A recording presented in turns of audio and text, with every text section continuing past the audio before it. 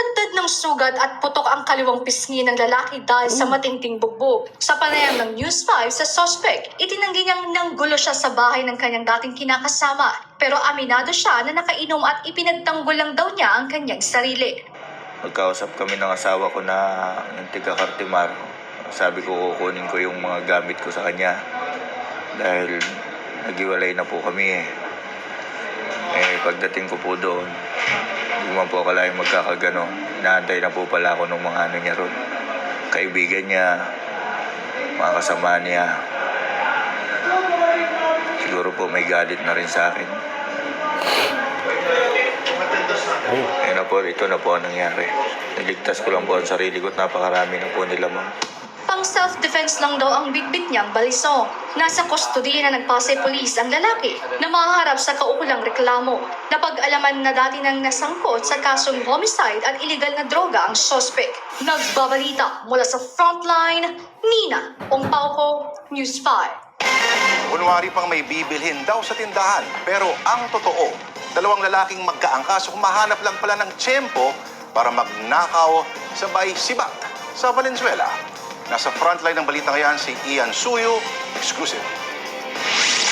Sa pool sa CCTV ang pagdaan ng isang riding in tandem sa tapat ng isang tindahan sa Barangay Marulas sa Valenzuela City pasado alas 7 ng gabi noong Martes. Pumarada pa sila sa mismong tapat ng tindahan. Hindi mo lubos akalain pero mga kawatan pala sila. Hindi makikita ang tindera sa video pero sandali pa siyang kinausap ng rider na bumaba naman sa motorsiklo. At nang makahanap na ng tiyempo, dito na pumasok sa tindahan ng rider habang naghintay lang ang angkas nito. Ilang segundo lang lumabas din ang rider at dali-dalig sumakay ng motor saka sumibat. Tinangay na pala nila ang isang bag.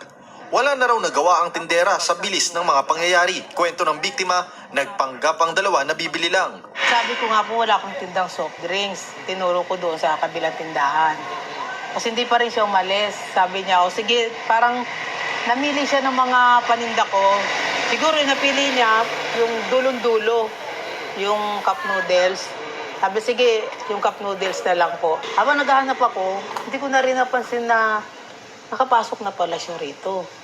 Tapos, bigla na lang silang umalis. Laman ng natangay na bag ang isang cellphone at pera na kinita ng tindahan na may kabuuang halaga na nasa 15,000 pesos. Hindi namukhaan ang mga kawatan dahil nakasuot sila ng helmet at wala rin palatandaan ang motor. Sa buong kahabaan nitong Avalos Street, bukod tanging itong CCTV unit lang na ito, yung nakakuha ng buong pangyayari. Kaya't bukod sa nanakawan na nga ng pera at ng cellphone, pangunahing daing din nila ay yung kawalan ng street light at mga operational na CCTV dito sa kanilang lugar. Kung mga active lang sana yung mga CCTV rito sa mga daan, madali silang matrace sana. Kaya lang po yung mga CCTV po kasi rito, mga may nakakabit na kaya lang hindi po gumagana. Aminado ang barangay na may pagkukulang sila sa CCTV dahil rin sa laki ng kanilang lugar. Pero hindi lahat ay working. Yung mga main road natin is pinupuno ngayon ng CCTV. Swerte sana kung magkaroon pa ng additional para makatulong. Patuloy pang inaalam ang pagkakakilanlan ng mga kawatan.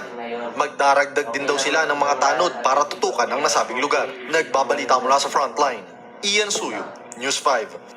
Notorious at walang kadala-dala ang isang lalaking nagnakaw sa locker room ng isang supermarket sa Quezon City. Katwiran ng suspect, nagawa niya ang krimen para may pambayad siya ng tubig at kuryente. Narito ang Frontline Report. Naglakad-lakad sa harap ng isang supermarket sa Quezon City ang lalaking yan nang masapul sa CCTV. Humahanap pala siya ng tiyempo para pasukin ang establishmento. Sandali siyang tumambay bago pumasok sa gusali. Sunod nang makikita ang lalaki sa locker room ng supermarket. Kinapa niya ang ilan sa mga bag at tinangay ang isang itim na backpack bago lumabas. Kita rin sa CCTV ang paglabas ng suspect na may bit-bit na itim na bag saka sumakay sa bike at umalis. Huli na nang mapansin ng mga empleyadong may nawawala sa kanilang gamit. Conduct po kami ng backtracking through CCTV. Then doon namin na-identify na merong isang suspect nung una na may pumasok doon na intent to gain na siya yung kumuha nung mga nawawalang items.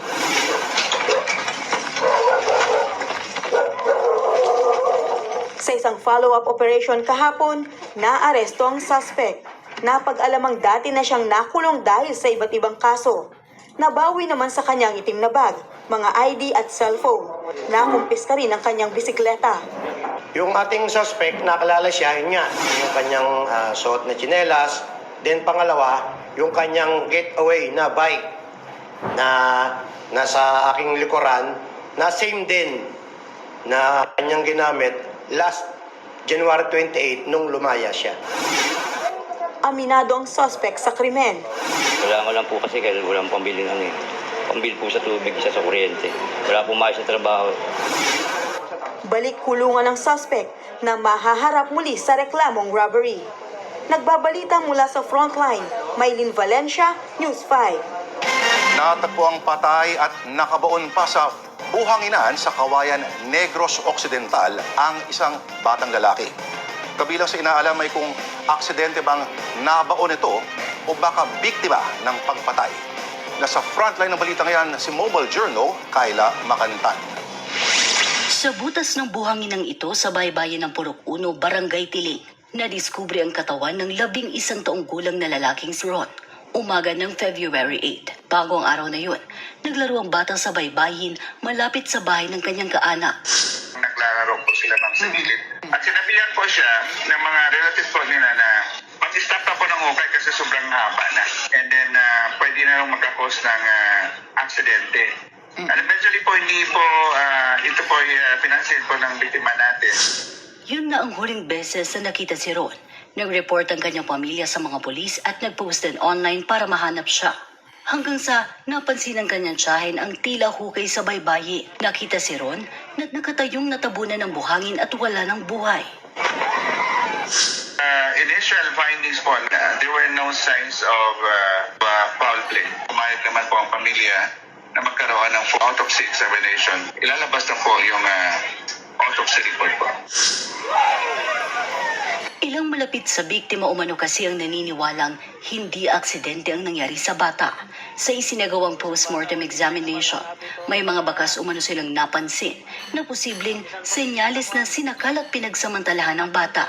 Pero ayon sa Negros Occidental Police Provincial Office, posibleng mayroon ng mga galos na ito bago pa ang insidente dahil sa paglalaro ni Ron.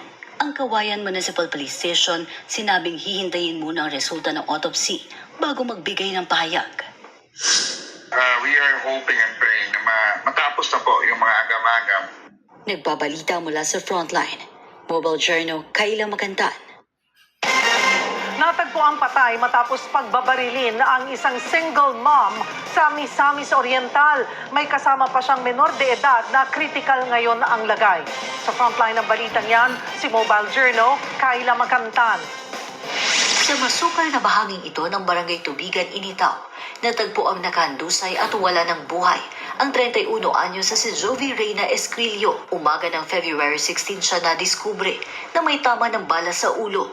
Nalaman ng otoridad na may kasama si Escrillo na mangyari ang insidente. Ang 17 anyos na taga-alaga umano ng kanyang anak na si Elias May. Nabaril sa leeg si May pero maswerteng nakatakas at nakahingi ng tulong sa pinakamalapit na police checkpoint.